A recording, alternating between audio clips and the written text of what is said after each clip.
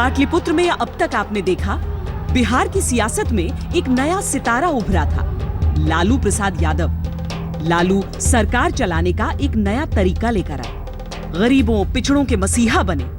मुख्यमंत्री के तौर पर एक कार्यकाल पूरा करने के बाद 1995 में वो बहुमत से सत्ता में लौटे।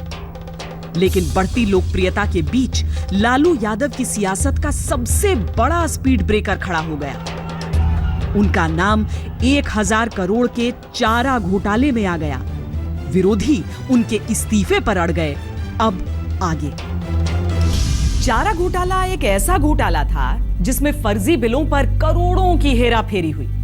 इसमें नेता से लेकर अधिकारी, पक्ष से लेकर विपक्ष तक एक एक कर नाम खुल रहे थे। लेकिन सबसे बड़ा नाम था तत्कालीन मुख्यमंत्री लालू प्रसाद यादव का। उस वक्त लालू जनता दल के राष्ट्रीय अध्यक्ष भी थे और केंद्र में थी जनता दल की ही सरकार। ऐसे में लालू पर हाथ डालना बहुत कठिन था। लेकिन जैसे ही जून 1997 में राज्यपाल ने अनुमति दी, सीबीआई ने चार्जशीट दाखिल कर दी। तो हम जिस दिन तय कर रहे हैं किसी का रैली होगा, किसी को हम रोका, किसी को। लालू गलती मानने को तैयार नहीं थे। वो इसे सिर्फ और सिर्फ साजिश करार देते रहे। लेकिन सीबीआई अब तक टीम गठित कर चुकी थी। कोलकाता के यूएन विश्वास की अगुवाई में लालू से पहली पूछताछ जनवरी 1997 में हुई।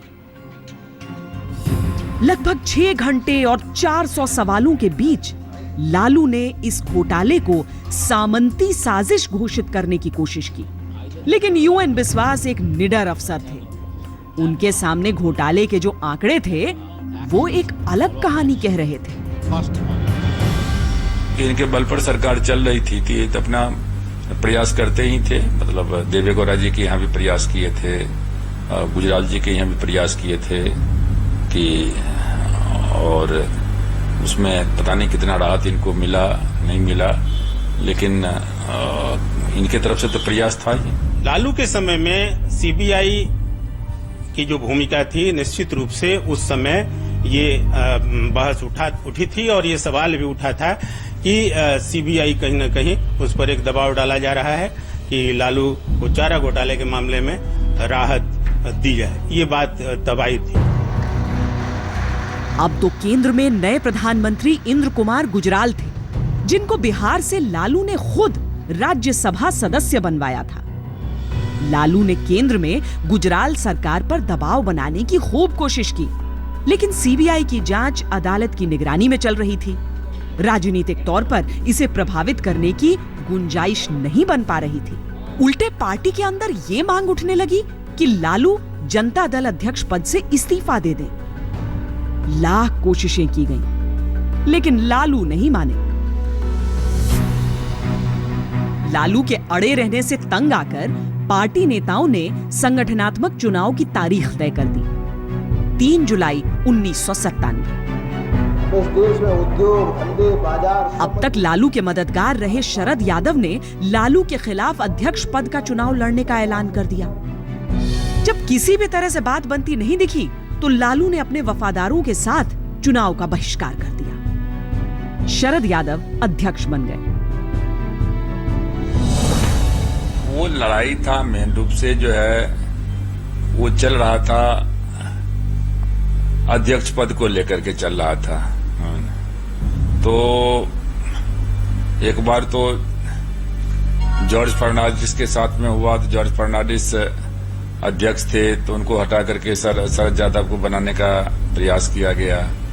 फिर शरद यादव में और लालू यादव में चला। फिर उसके बाद जो है हम लोग अलग हो गए। उस वक्त केंद्र की यूनाइटेड फ्रंट सरकार में जनता दल के सबसे अधिक 46 सांसद थे, जिनमें से 22 बिहार के थे। इनमें से 18 लालू के साथ रहे। और 5 जुलाई 1997 को लालू यादव ने दिल्ली में एक अलग पार्टी बना ली, राष्ट्रीय जनता दल। इस नेता के साथ जनाधार होता है और उस आधार पर लालू जी देश के पैमाने पर सर्वमान्य नेता हैं, सबसे बड़ा जनाधार का नेता है इसके चलते जो उनके सांसद थे, विधायक थे, उनको साथ देने का काम किया। पार्टी तो अलग हो गई, लेकिन मुसीबत कम नहीं हुई। चारा घोटाले में पटना हाईकोर्ट का रुख सख्त होता जा रहा था। सीबीआई की विशेष अदालत ने लालू के खिलाफ गैर जमानती वारंट जारी कर दिया। इसके बाद तो सीबीआई लालू की गिरफ्तारी की तैयारी करने लगी। यूएन बिस्वास ने लालू को गिरफ्तार करने के लिए सेना की मदद मांगने की बात तक कह दी।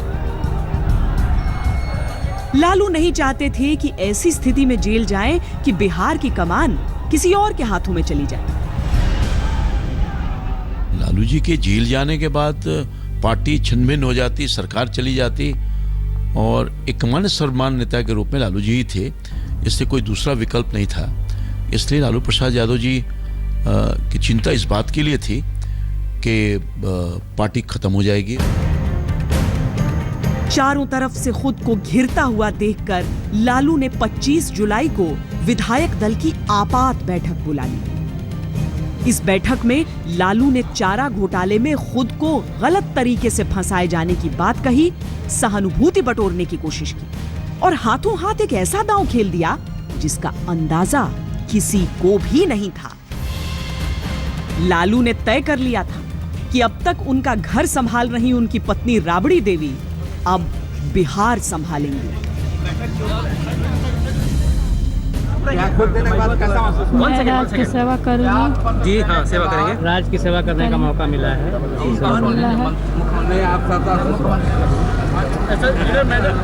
राज की जनता की सेवा करेंगे। राज्य की जनता की सेवा करेंगे।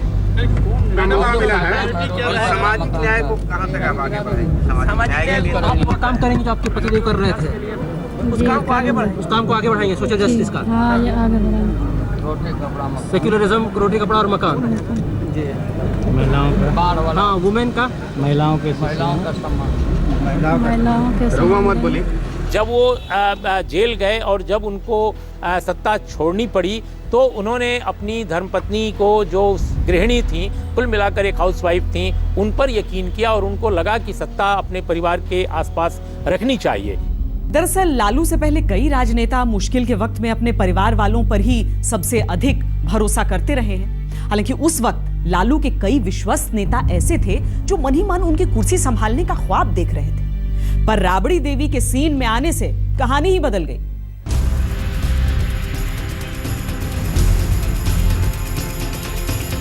एक ऐसी महिला जिसने अपना पूरा जीवन अब तक चूल्हे चौके में बिताया था। एक ऐसी महिला जिसने हमेशा पति से चंद कदम पीछे चलने को अपनी खुशकिस्मती माना था। एक ऐसी महिला जो अनपढ़ थी। वो बिहार जैसे राज्य की मुख्यमंत्री बनने वाली थी, जो बड़े बड़े दिग्गजों की राजनीतिक पाठशाला रहा था। पार्टी के नेताओं का भी उसमें सहमति हुआ। जो लालू जी के समकक्ष के नेता थे, कई ऐसे बड़े नेता थे जिन लोगों ने भी अपनी सहमति व्यक्त की। और उस समय आमतौर पर लोगों की भाव था कि कहीं न कहीं सत्ता के केंद्र बिंदु लालू जी बने रहें और एकमात्र यही उपाय था कि राबड़ी देवी उस समय मुख्यमंत्री के रूप में काम करें, और यही हुआ भी। सरकार बच गई, पार्टी भी इंटैक्ट रहा। नहीं, देखिए उससे वो जो फैसले किए गए थे, खास करके रीजनल पार्टियां जो होती हैं ना, वो तो निर्णय जो उसका हेड रहता है वही ले लेता है। कौन मुख्यमंत्री बनेगा, कौन एमएलए बनेगा, कौन मिनिस्टर बनेगा, कौन नहीं बनेगा। तो ये लालू प्रसाद जी का अपना निर्णय था, चूंकि ये उन्हीं का निर्णय था।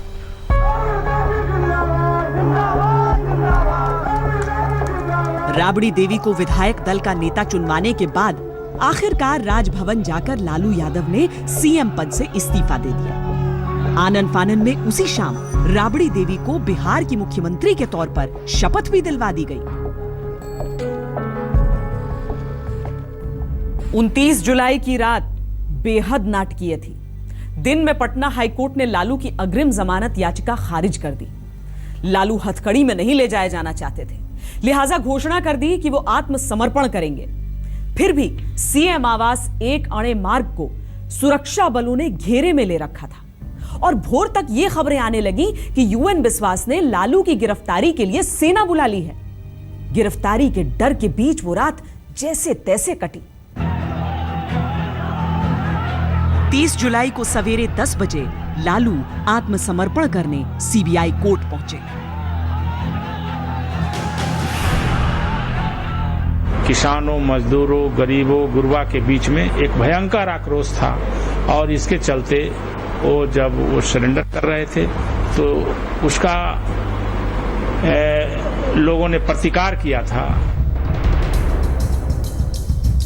लालू 134 दिन तक जेल में रहे। इस दौरान बिहार में अराजकता फैली रही। आरजेडी कार्यकर्ता ट्रेन रोकते, सड़क जाम करते, मानो पूरे जेल में रहे। इस दौरान बिहार में अराजकता फैली रही। आरजेडी कार्यकर्ता ट्रेन रोकते, सड़क जाम करते, मानो पूरा राज्य रुक जाता था। पर जेल से भी लालू मुख्यमंत्री बने रहे। हस्ताक्षर करने वाले हाथ राबड़ी देवी के होते, पर मंजूरी लालू यादव की। फैसले सुनाने वाली जुबान राबड़ी की होती, दिमाग लालू का। हम उनका पत्नी है, वो हमारे पति हैं। तो ये मतलब नहीं है कि पत्नी के कहने पर जो पति कहता है वो होता है, चाहे पत्नी को जो कहती है। तो हम तो हस्बैंड वाइफ हैं, तो दुनिया कुछ का है, उसे लेना देना कुछ नहीं है। दुनिया क्या कर रही है नहीं कर रही है। फिर भी जो बात जो आ रहा है कि लालू जी शासन चलाते हैं, बिल्कुल झूठा बात है। लेकिन फॉर्डर स्कैम में जो इनके नाम आए और इन पे केसेस शुरू हुआ, तब वे इस्तीफा दिए। तब उनके जगह पे इनकी पत्नी आई।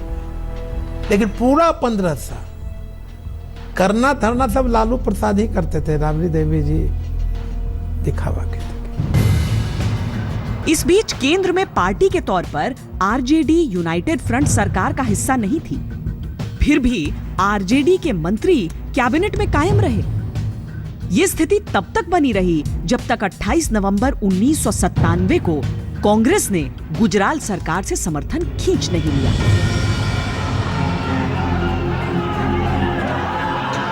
ग्यारह दिसंबर को जब तक लालू जेल से छूटे, तब तक केंद्र में गुजराल केवल अंतरिम प्रधानमंत्री की हैसियत में थे।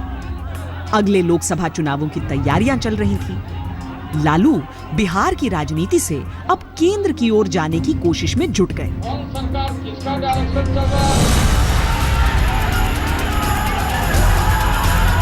1998 लोकसभा चुनाव में लालू एक बार फिर सुर्खियों में थे, जब यादव बहुल मधेपुरा सीट से उन्हें जनता दल अध्यक्ष शरद यादव ने खुली चुनौती दे दी।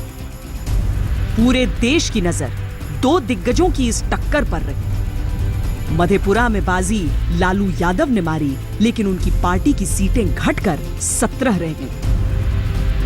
इस बीच नीतीश बीजेपी का दामन थाम एनडीए में शामिल हो चुके थे। उनका पॉलिटिकल ग्राफ ऊपर जा रहा था। 1998 में केंद्र में एनडीए की सरकार आई। नीतीश कुमार मंत्री बने। हालांकि ये सरकार 13 महीने में गिर गई और 1999 में फिर आम चुनाव हुए। लालू की राजनीति को देखने का एक नया नजरिया आकार ले रहा था। लोकसभा में हार मिली, चारा घोटाले में शिकंजा कस रहा था। लालू एक नए संघर्ष में घिरे थे। संघर्ष अपनी सियासत को बचाने का, अपनी सरकार को बचाने का। पार्टी के अंदर असंतोष पनप रहा था। नीतीश ताकत के तौर पर उभरे थे। इसी क्रम में अपराधियों से समझौता भी हुआ, अपराधियों को संरक्षण भी दिया गया।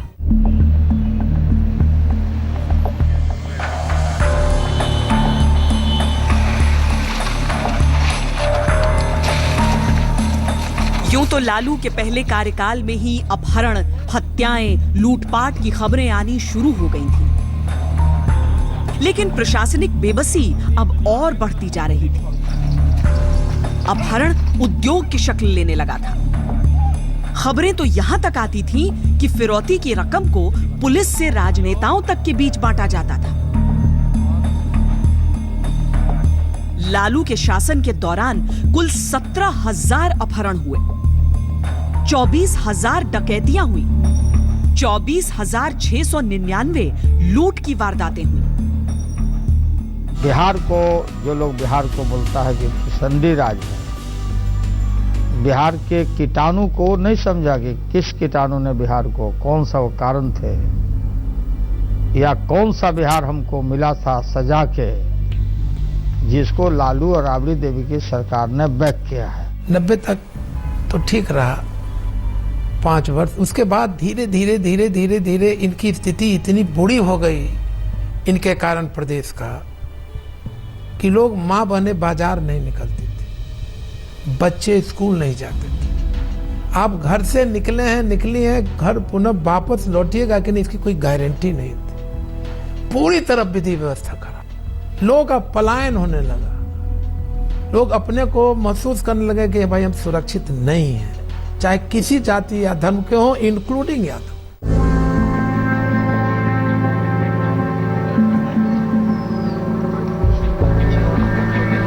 लालू के बाद राबड़ी शासन में तो जातीय विभाजन की लकीरें और गहरी हो गईं।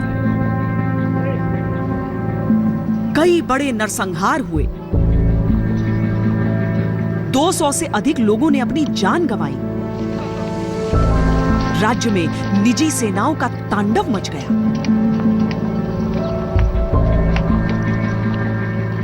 जितने उस समय में जितने क्रिमिनल्स लोग थे या करप्ट लोग थे या अफसर थे, वो सारे बाहर आ गया, करप्शन का बाहर आ गया, क्रिमिनलाइजेशन होने लगा, और इसलिए नरसंहार तो काफी हुए थे उस समय। नरसंहार जो हुए नक्सल्स एंटी नक्सल्स इन दोनों के बीच हुए, यानी कि उसको अगर 2 धुरी में बांटे आप तो नक्सलियों के संगठन और साथ साथ रणवीर सेना या भूमि सेना या फिर लोरिक सेना, इस तरह की जो दबंग जातियों की सेनाएं थी। इन नरसंहारों ने बाद के दौर में भी ये बंद नहीं हुए। तो बाद के दौर में लालू के राज में हो रहा है या राबड़ी के राज में हो रहा है, तो ये एक पूरे जो बिहारी समाज का जो फेनोमेना है उसका ये परिणाम था।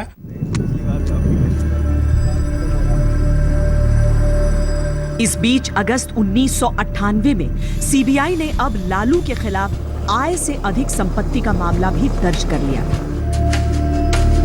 सर्वोच्च अदालत ने सरेंडर करने का आदेश सुनाया और अक्टूबर 1998 में लालू को एक बार फिर जेल जाना पड़ा। इस बार जब लालू आत्मसमर्पण के लिए गए तो केवल 15 मिनट में पहुंच गए। पिछली बार समर्थकों की भीड़ के बीच इतना ही फासला तय करने में उन्हें 4 घंटे लगे थे।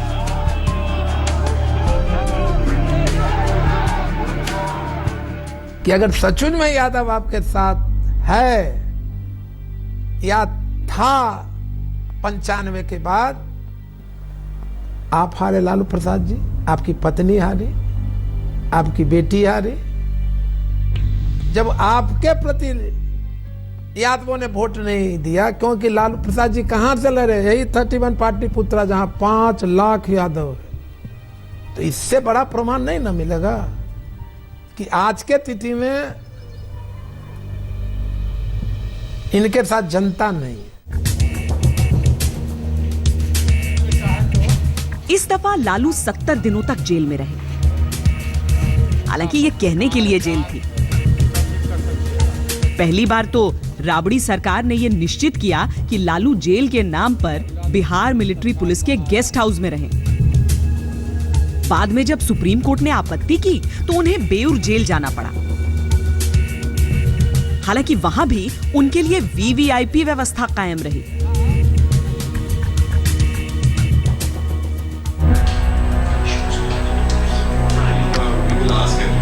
इधर केंद्र की वाजपेयी सरकार भी अब बिहार की ओर नजरें गड़ाए थी। फरवरी 1999 में राबड़ी देवी सरकार को जंगल राज के आरोप लगाते हुए बर्खास्त कर दिया गया। लालू ने अपनी सियासी चपलता का नमूना दिखाते हुए कांग्रेस की मदद ले ली और केंद्र को बर्खास्तगी का आदेश वापस लेना पड़ा। साल 2000 में जब बिहार चुनाव हुए तो लगभग हर राजनीतिक विश्लेषक ने लालू के अंत की भविष्यवाणी कर दी थी। क्योंकि इस लड़ाई में एक और अकेले लालू यादव थे, दूसरी तरफ वाजपेयी, आडवाणी, जॉर्ज फर्नांडिस, नीतीश कुमार, रामविलास पासवान, शरद यादव, शत्रुघ्न सिन्हा। लेकिन जब चुनाव के नतीजे सामने आना शुरू हुए तो एक पल को तो लालू को भी विश्वास नहीं हुआ था। हां, वो 1995 के नतीजों से बहुत पीछे रह गए थे, फिर भी अकेले आरजेडी की सीटें एनडीए की कुल सीटों से 2 अधिक थी।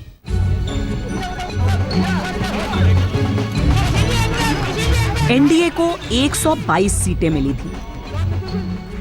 नीतीश कुमार सर्वसम्मति से सीएम के तौर पर कबूल थे। उन्होंने राज्यपाल को 146 विधायकों की सूची सौंपी और आरजेडी के विरोध के बावजूद उन्हें शपथ दिला दी गई। जितना दिया था उन्होंने विधायकों का समर्थन, उतना उस समय लालू जी के पास नहीं था, सबसे ज्यादा इन्हीं के पास था। तो संवैधानिक रूप से बाध्य थे गवर्नर कि जो सबसे ज्यादा समर्थन देता है विधायकों का संख्या देता है, तो उसको तो बुलाना ही था, इसलिए उस आधार पर उन्होंने बुलाया।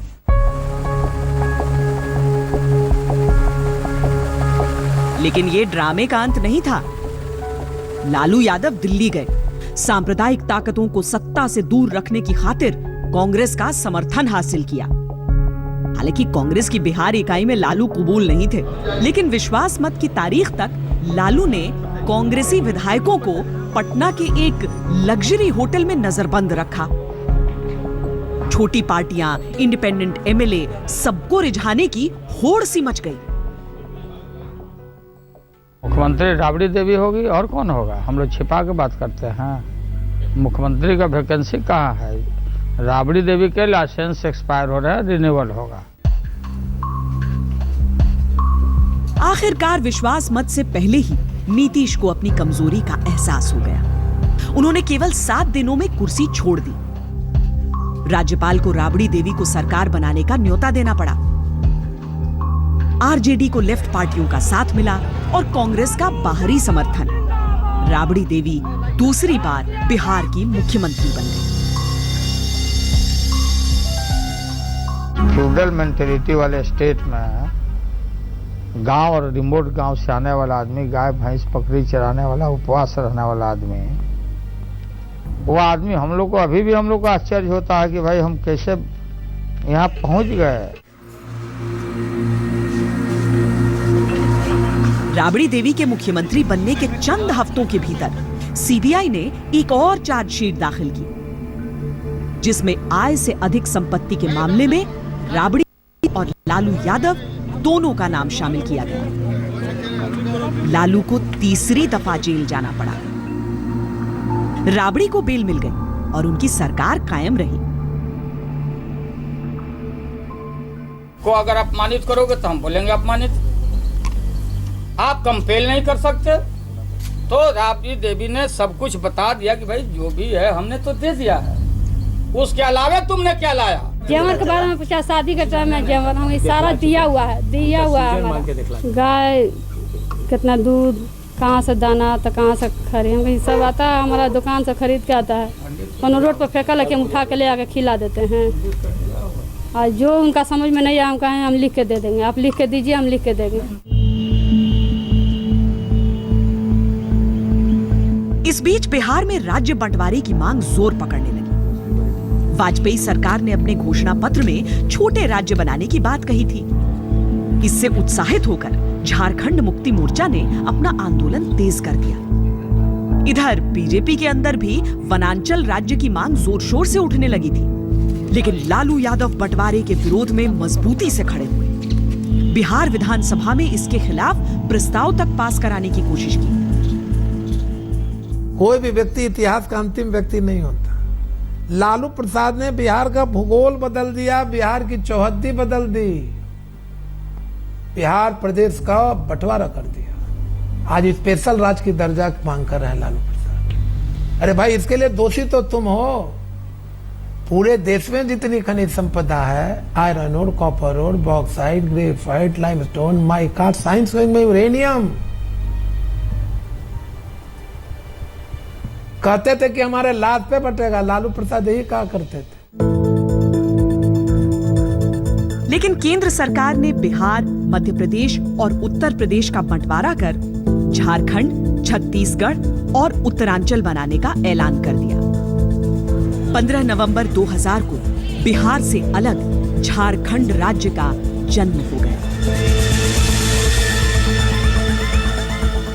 आजादी के बाद बिहार के लिए यह सबसे बड़ा टर्निंग पॉइंट था। प्राकृतिक संसाधनों से समृद्ध झारखंड के अलग होते ही बिहार को संवारने का संकट खड़ा हो गया। झारखंड के अलग होते ही उद्योग से लेकर खनिज तक सब बिहार से छिन गए। एक गरीब राज्य ने एक अमीर राज्य को जन्म दिया।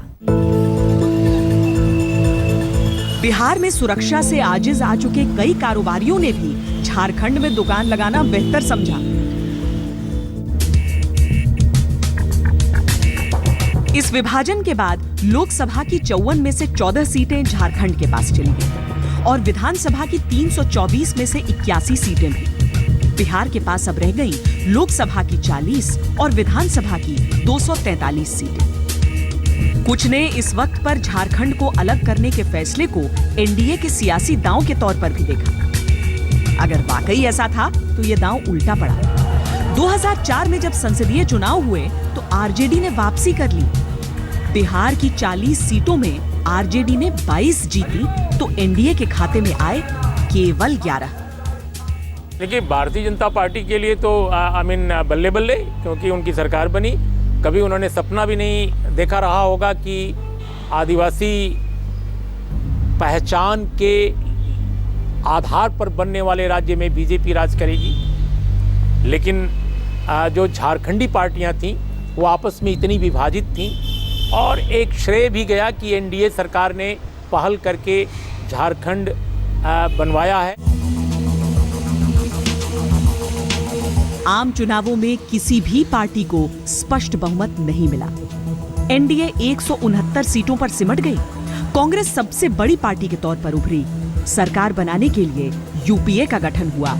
आरजेडी इस गठबंधन में कांग्रेस के बाद दूसरी सबसे बड़ी पार्टी थी। लालू यादव ने यहां फिर राजनीतिक दांव चला। कांग्रेस विरोध की सियासत से जन्मे लालू कांग्रेस के समर्थन में खुलकर सामने आ गए। यहां तक कि विदेशी मूल के मसले पर घिरी सोनिया गांधी का नाम प्रधानमंत्री के तौर पर प्रस्तावित करने वाले वो पहले व्यक्ति थे। राहुल गांधी राजनीति में है, देश का है। सोनिया गांधी देश की बहू है, देश की नागरिक है। जो विदेशी सवाल उठा रहे हैं, समझो इसके पास कोई मुद्दा नहीं है। विदेशी सवाल के अलावा और ये देशी बोली बोलते थे, देशी बात करते थे और विदेशी बात बोलते वाजपेयी सरकार। जो अमेरिका बोलता वो ये करते, जो वाशिंगटन करता वो करते।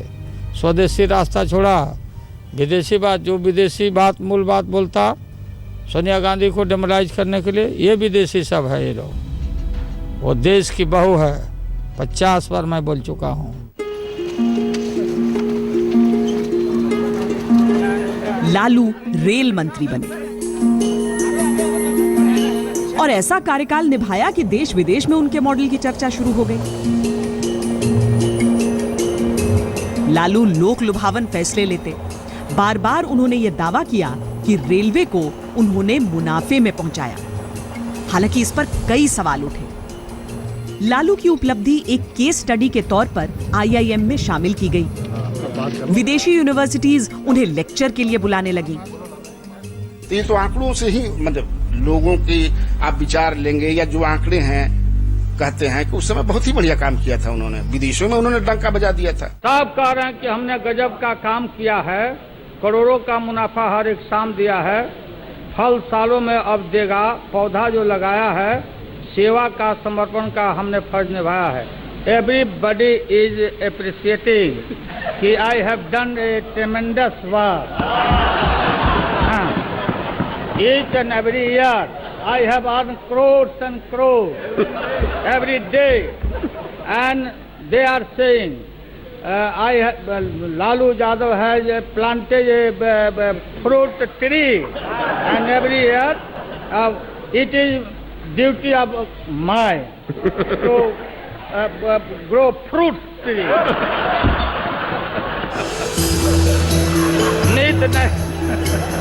एक तरफ केंद्र में लालू छाए हुए थे, उनके घोटाले का शोर थोड़ा शांत हुआ था, लेकिन केस में ढिलाई नहीं थी।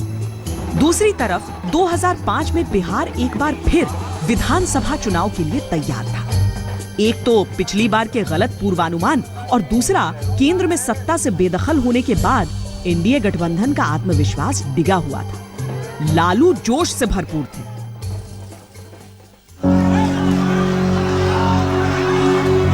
फरवरी 2005 में जो चुनाव हुए उसमें बिहार ने किसी भी पार्टी को स्पष्ट बहुमत नहीं दिया।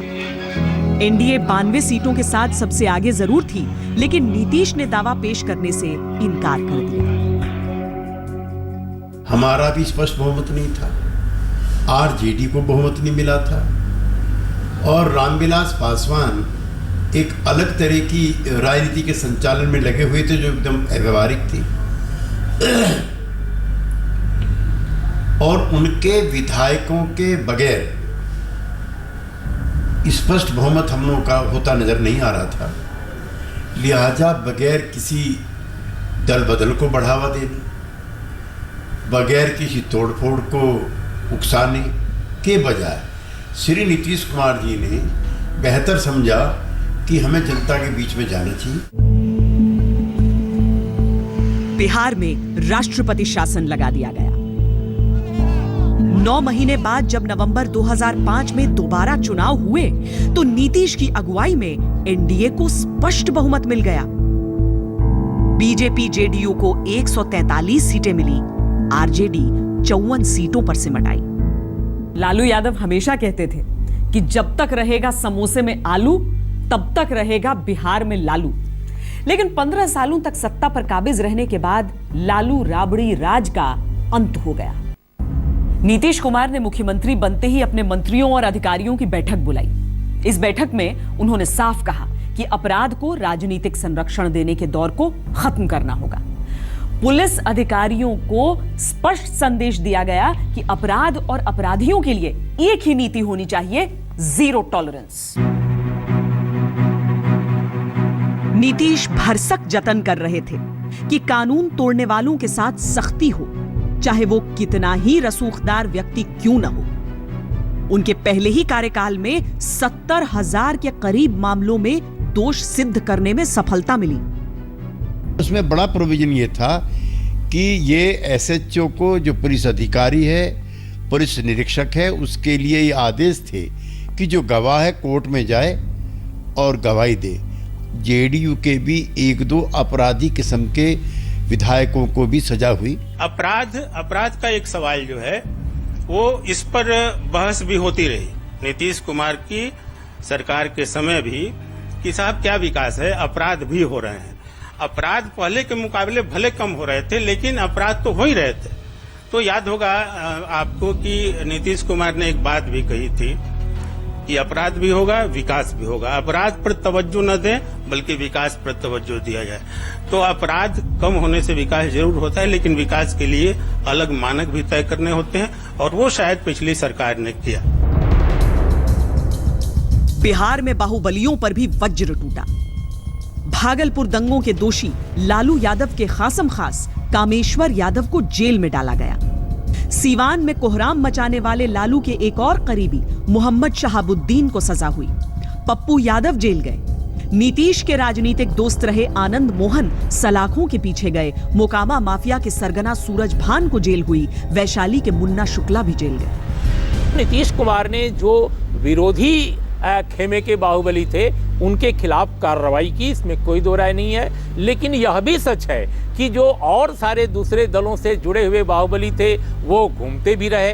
कुछ ऐसे जनता दल यू के बाहुबलियों को भी नीतीश कुमार ने शिकंजे में लिया जिनके बारे में सोचा नहीं जा रहा था कि ऐसा होगा। तो बाहुबलियों की राजनीति जो है, या राजनीति में बाहुबलियों का जो हस्तक्षेप है, या जो उनका उपयोग है, उनका एक तरह से मिसयूज है, जो भी आप कह लीजिए, वो बिहार की राजनीति में समय समय पर चलता रहा है। न्याय निर्भीक और निष्पक्ष नजर आने लगा। हालांकि यह सच है कि नीतीश सरकार में भी चंद दागी रहे। हाल ही में सजा याफ्ता हुए अनंत सिंह उनकी सरकार का हिस्सा थे। लेकिन आम जनता के लिए बड़ा सच यह भी था कि 2010 तक अपराध के आंकड़ों में 68% कमी आ गई। अगर एक क्रेडिट दिया जाए नीतीश कुमार को कि उनके पूरे शासनकाल में, तो निर्विवाद रूप से एक बात तो कही जाएगी कि विधि व्यवस्था नीतीश के राज में दुरुस्त हुई। बिहार अब खुलकर सांस ले रहा था। अपराध घटा, सड़कों की हालत सुधरी, अपहरण के डर से घरों में घुट रहे बच्चे अब बाहर घूम रहे थे। लड़कियां अब महफूज महसूस कर रही थीं। कारोबारी बिहार की ओर देख रहे थे। सड़कें अब सुनसान नहीं थीं। खाने पीने की दुकानों में अब रातों में भी रौनक दिखती थी। नीतीश कुमार की अगुवाई में जेडीयू बीजेपी सरकार ने जंगल राज खत्म करने की दिशा में जो कदम उठाए, वो चुनावी नतीजों की शक्ल में नजर आए। 2009 में जब लोकसभा चुनाव हुए तो केंद्र में यूपीए ने वापसी की, लेकिन बिहार ने लालू यादव के लिए दरवाजे बंद कर दिए। एनडीए ने 32 सीटें हासिल की तो आरजेडी को मिली कुल 4।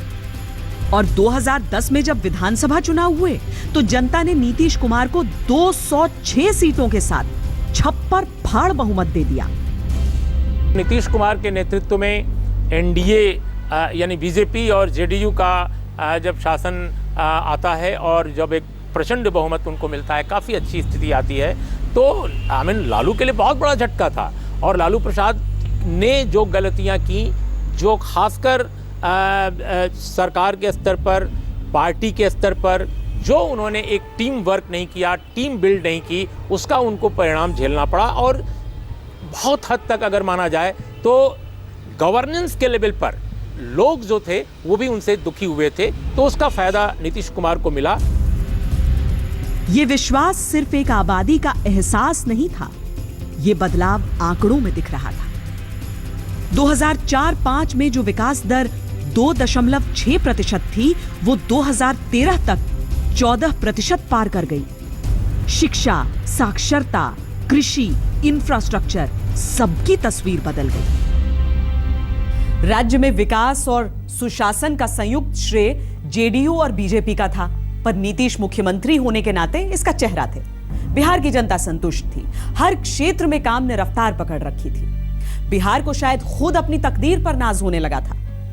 लेकिन यह खुशहाल परिवार टूट की कगार पर था। पाटलिपुत्र के वर्तमान का वो अध्याय दिखाएंगे अपने अगले एपिसोड में। आप देखते रहिए आज तक।